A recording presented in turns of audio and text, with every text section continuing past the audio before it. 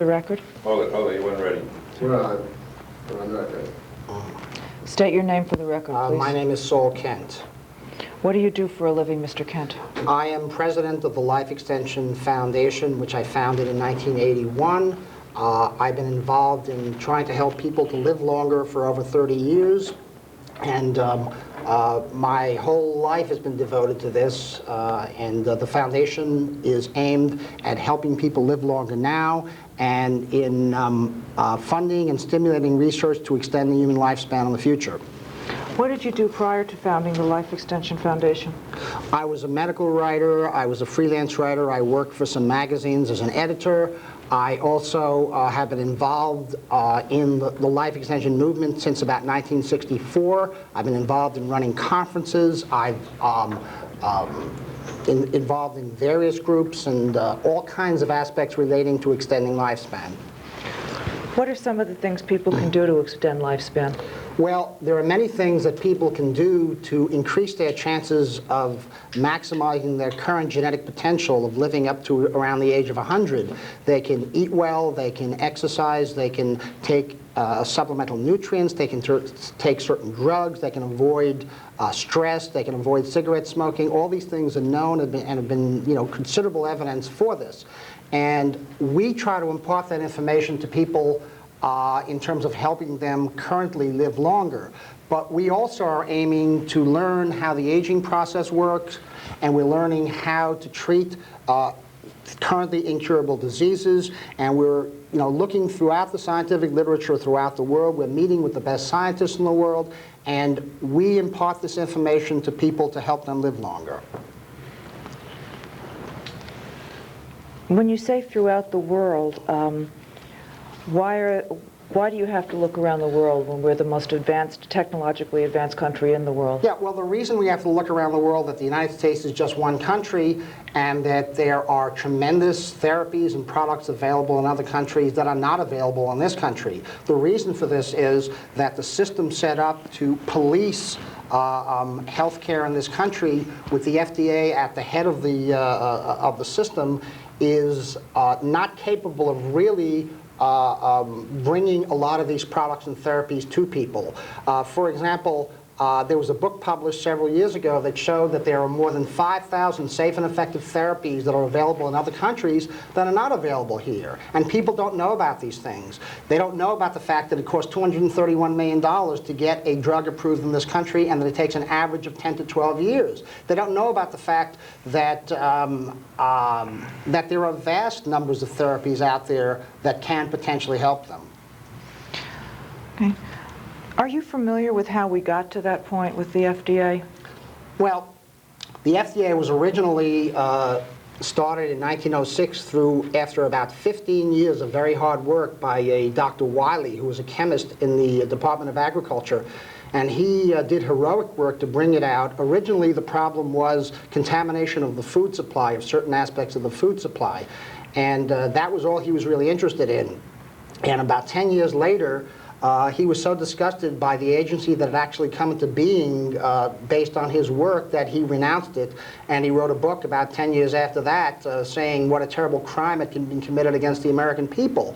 Now, the agency does some good things, and it works to some extent to help people, but primarily in the last 20 or 30 years, it has worked against the best interest of the American people. It not only denies people access and knowledge about therapies that are available overseas, but it also denies people information about nutrient products, about vitamins, minerals, amino acids, that are all very important in maintaining health and in some cases helping people to treat diseases.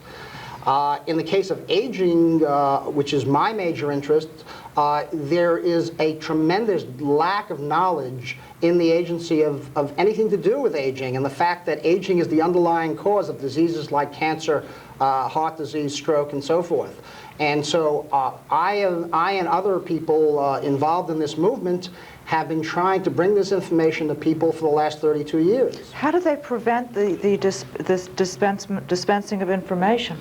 Well, the way the FDA prevents the dispensing of information is essentially by passing certain rules and policies that do not permit people to do this, and when some people violate this, they come down and they terrorize people. They raid them, they try to throw them in prison, they try to put them out of business, and in many cases they succeed. So over the years, people have been very afraid of presenting accurate scientific information about these kinds of breakthroughs because they've been intimidated by the FDA.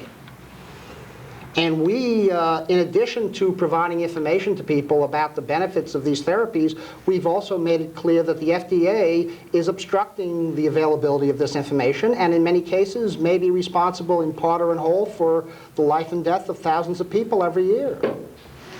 Are you familiar with with a group called AIDS Buyers Club? Yes, I am. Could you explain that? The AIDS Buyers Club clubs arose 10, 12, 13 years ago because people with AIDS were very desperate to do something about their disease. People who were HIV positive were afraid of getting AIDS, and they were looking for ways to prevent that from happening, and they were absolutely disgusted with the lack of available treatments and the lack of research being done in this country. So they saw that there were products available overseas, and they started informing people about it, and forming these buyers clubs and sending out newsletters and getting products and making unapproved products available to people because it might save their lives.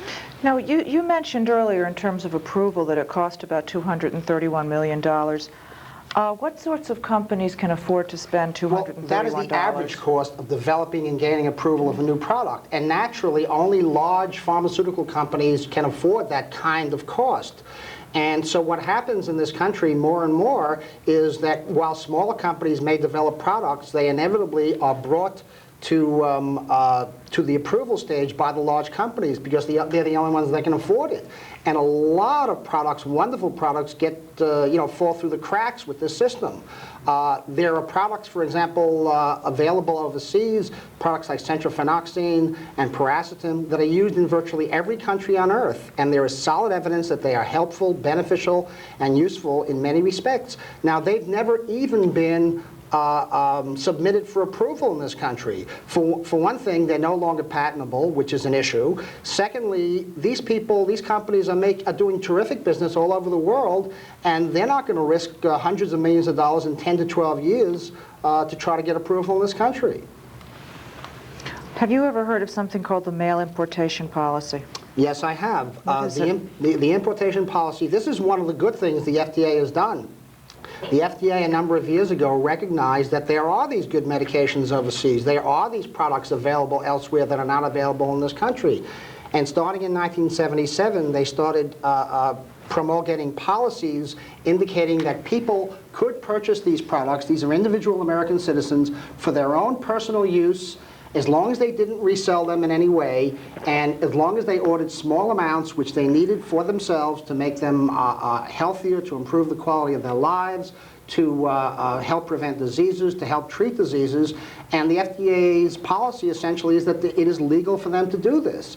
And this is, I think, a very enlightened policy by the FDA, and it's one of the things I'm in agreement with. Was this something you were informing people about? Oh, absolutely. We, from the day of our inception in beginning of 1981, we have always informed people, one, about the fact that this is a legal activity that is sanctioned by the FDA, and two, we have informed them about dozens of companies that offer products in a legal fashion based on the FDA policy to individual Americans. And we do this to this day. Did you believe that your efforts to inform people about the availability of medicines overseas, do you have a belief as to the legality or illegality of that practice? Yes, I am very confident. I'm virtually certain that, yes, they are legal based on the FDA's own policy.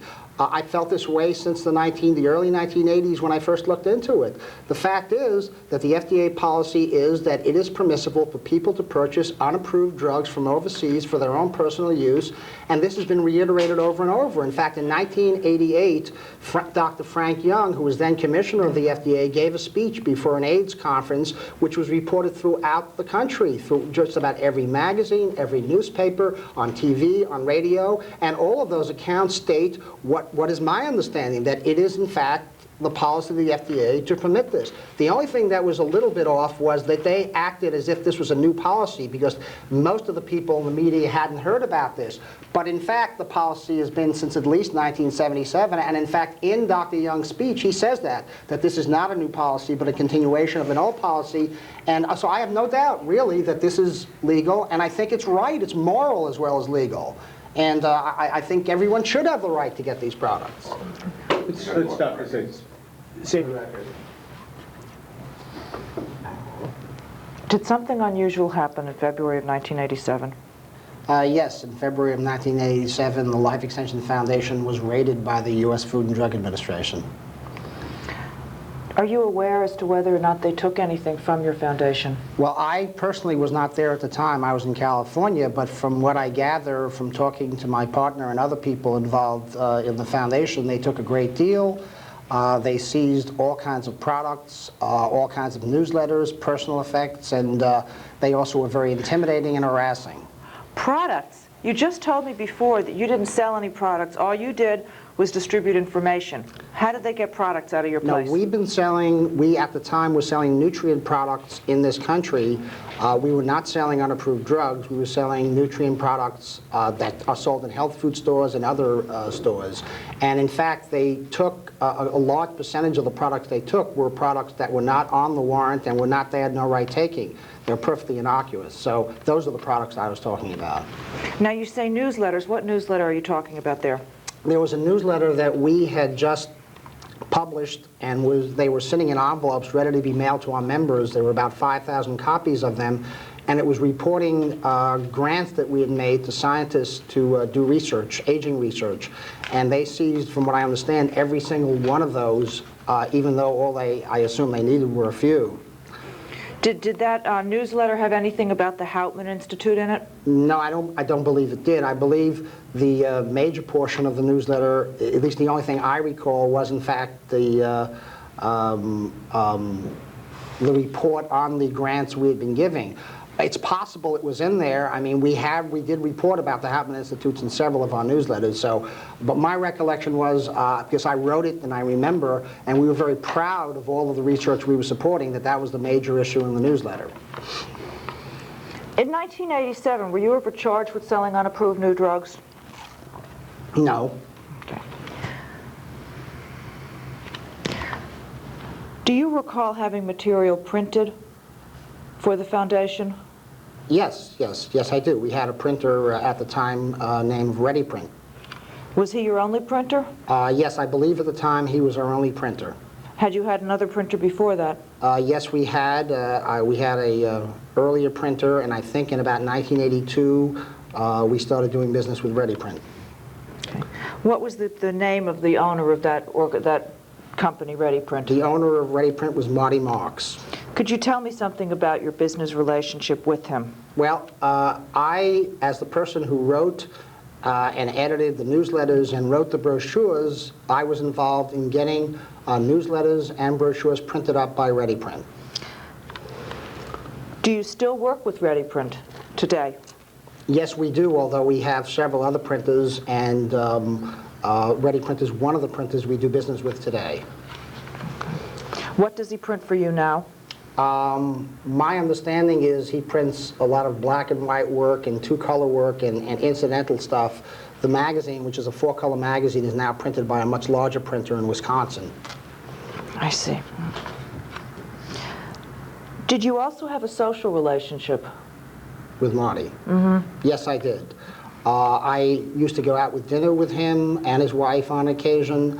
I would go over to his house. I think I visited him at his house 4 or 5 times, at least 4 or 5 times over the years, mainly to see boxing matches. He is an ex-boxer, and we both share an interest in boxing, and so we sit around and watch boxing matches. Do you recall receiving a phone call from him in the summer of 1987? I recall receiving a phone call. I do not remember if it was the summer of 1987, but I believe it was during the year 1987. He called me and said he wanted to meet me for dinner, and he had something to talk to me about.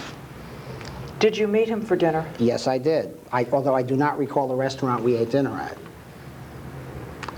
Was it a restaurant or was it his home? Oh, it was a restaurant. The initial meeting, he said, "I'd like to talk to you about something. I'd like to meet you for dinner," and I went to meet him with dinner. His wife was along with him at the time.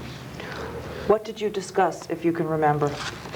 Well, we discussed a variety of subjects. I don't recall much of it, but the reason he said he wanted to meet with me is that he said he had been speaking with his accountant and his attorney, and that he was having trouble with space in his facility. He had limited amounts of space, and he was thinking of discarding most of the plates and negatives he had for the foundation and for other companies as well, and he wanted to ask me if it was okay for him to do that. What did you tell him? I told him that I had no problem with him doing that. For one thing, I had retained the artwork for the newsletters we had printed up, and so that I knew if I wanted to reprint them, we could do so. I really didn't have any use for the plates and negatives at all I could think of, so I had no problem with him discarding them at all. Do you often discard plates and negatives?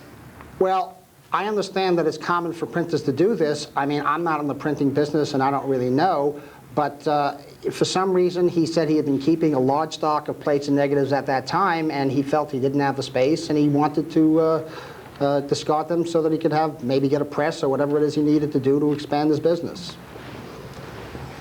What did you do when you finished your dinner?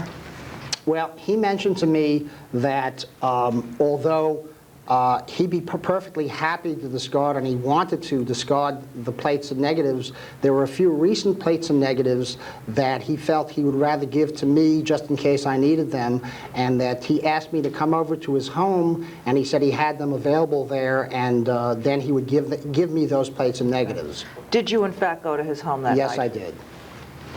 Okay. What happened when you got to his house? Well, when I got to his house, he had a package wrapped up, which, based on its size and based on what he told me, I assumed were the plates and negatives he had mentioned to me in the restaurant. And he asked me to take those, and I agreed to do so. And I did take them. Why did you take it? Because simply he asked me to do so. He thought, for whatever reason, that he thought I should have it.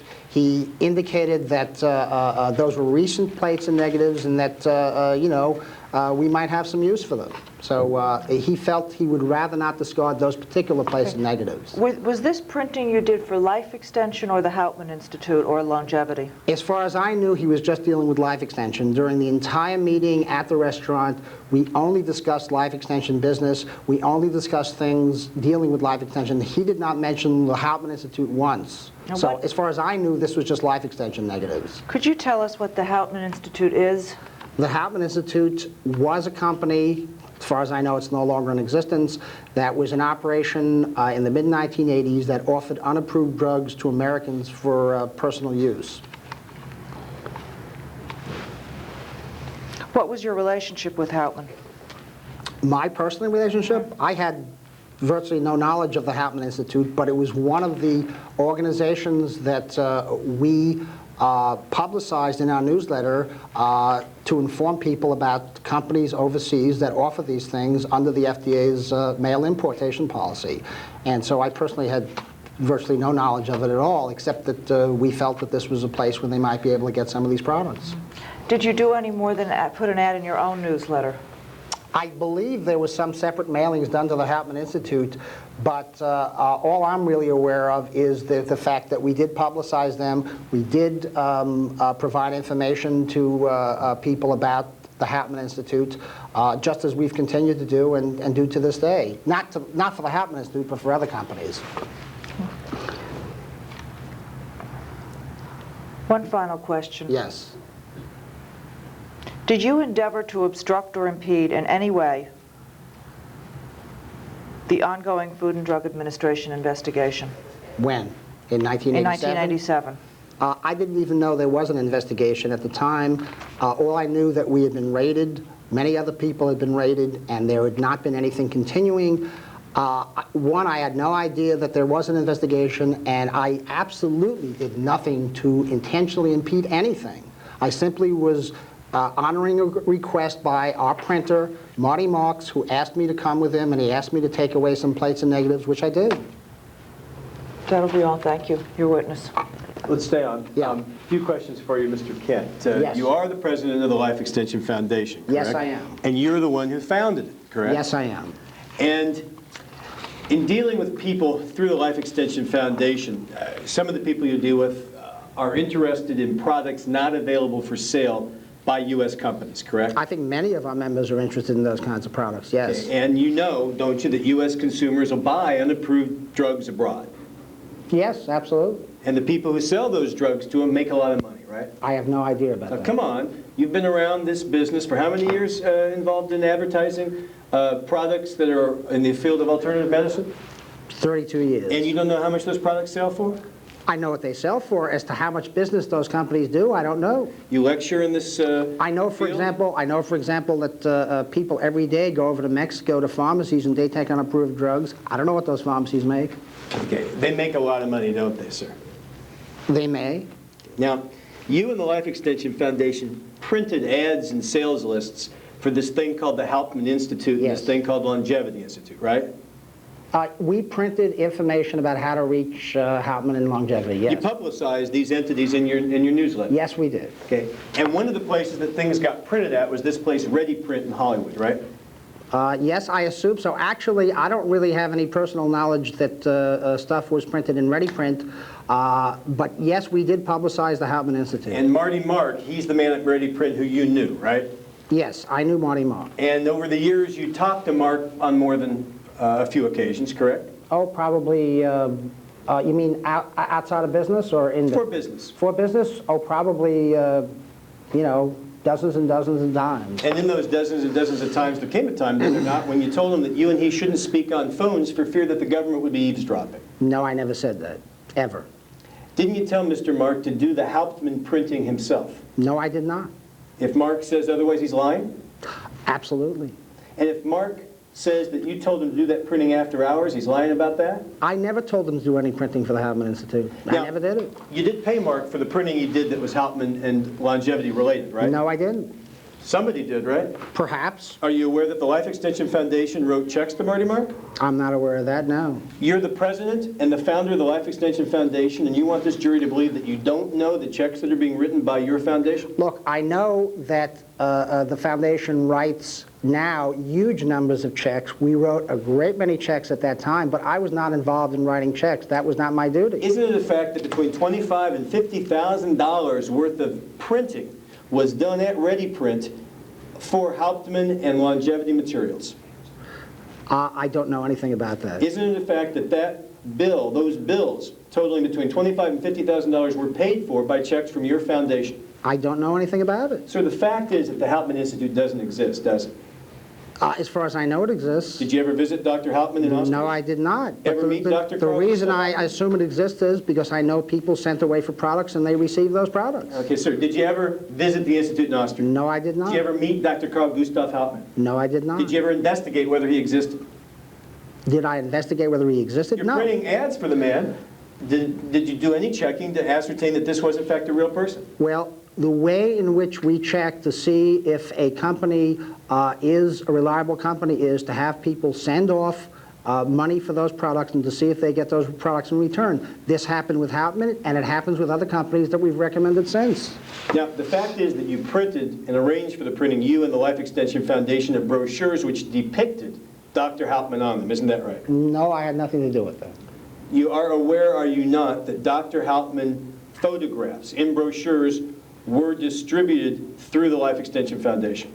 I'm aware that we informed our members in various ways. I know that I had to do, my job was putting out the newsletter, and I know that we put information about it there. We may have sent some other stuff from Hauptman, but I really was not involved in that. So the fact is that you even paid for a male model to pose as Dr. Hauptman, isn't that right? No, I know nothing about that. Sir, tell that jury that Dr. Hauptman doesn't exist. He does not exist, does I he? don't know whether he exists or he doesn't. Okay, now besides mailings, And I don't know whether he did exist in the 80s or didn't. did I hear you say earlier that there were some separate mailings which you were aware of on behalf of the Hauptman Institute? I said that may have happened. I've heard that there were mailings done. So you know about AdWest mailings, don't you? No, I don't.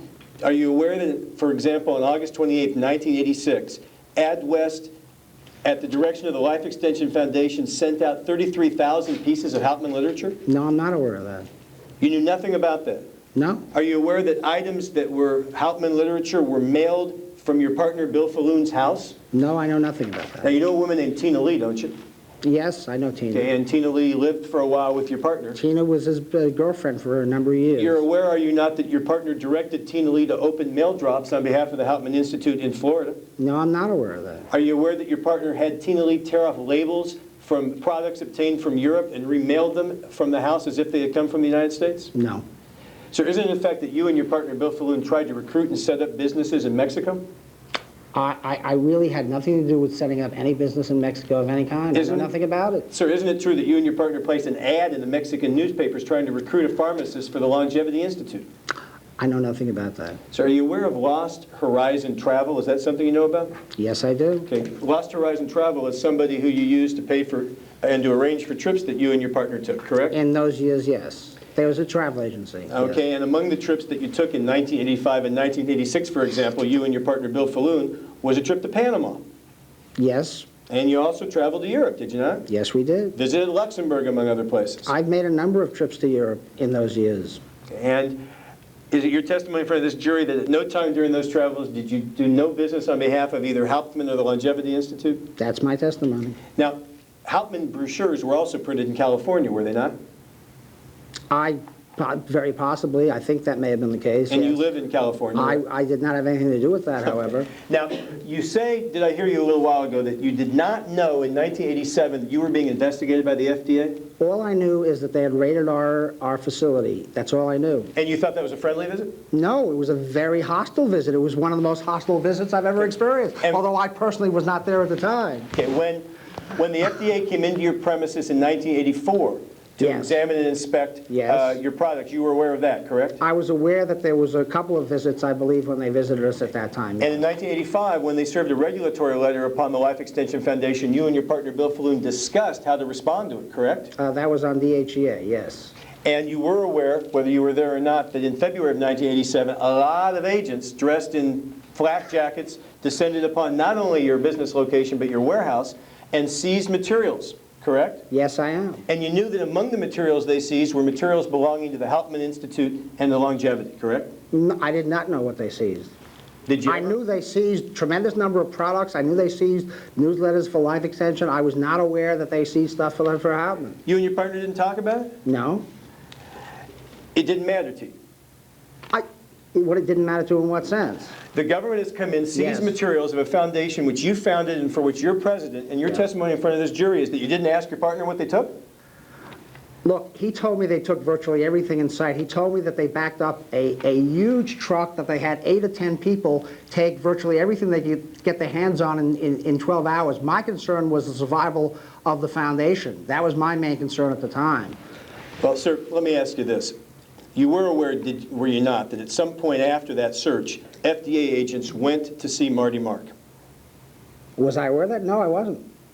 Marty Mark didn't tell you that? No, he didn't. And if he's told this jury otherwise, he's lying. That's right. Are you telling me that Marty Mark didn't tell you that agents visited him asking about Longevity and Hauptmann materials? No, he did not. Isn't it the fact that not only did he call you up and tell you that, but you even gave him the name of an attorney to go see? No, that's absolutely untrue. Well, you do agree that at least you went to his house, is that right? Yes, of course I went to his Although you house. claim that you went to his house to pick up life extension materials, is that right? What my testimony is that he said, as far as I knew, we were discussing life extension materials. And he said that there were some recent materials they would rather give to me rather than discard himself. And yes, that's, as far as I know, that's what I went to pick up. I don't really know what it was I did pick up. So it let me was see all if I- bound up. Did you ever look at it? No, I did not. What'd you do with it? I put it in our facility the following day. And what happened to it after that? I don't know. I haven't seen it since. I haven't You're had the any need president for it. and the founder. Yes. You pick up a package that you don't bother to look into. You deliver it to your facility, and that's the last you ever know. I of it. took Marty's word that it was recent plates and negatives that he had printed for life extension. I assume that's what it was. Okay, when Marty Mark met with you, isn't it a fact that at his house, he gave you some materials and you told him to destroy other materials? Absolutely untrue. Isn't it a fact that the materials that you were talking about at his house were Hauptmann and Longevity materials? No. And if he says otherwise, he's lying. Well, if he is otherwise his memory may be not as clear as it should be. And if the We had agents- no conversation about happening during that entire night. And if the agents testified that they were at his premises asking about longevity and Hauptmann, they're lying too? No, I didn't say they're lying. Sir, you're saying that you meet with Mark, get a package, trust him as to what's in it, it's not longevity or Hauptmann, he doesn't tell you it's longevity or Hauptmann, and we're to believe it's simply a coincidence that at the I same didn't time the say- FDA is knocking at his door? I didn't say it's not longevity or habit. It might very well have been. I never looked at it. I assumed it was life extension materials because that's what he told me. By the way, I need water. I'm Well, and that's enough. I mean, Okay. that's good practice. Wrap it up. You know what's unbelievable?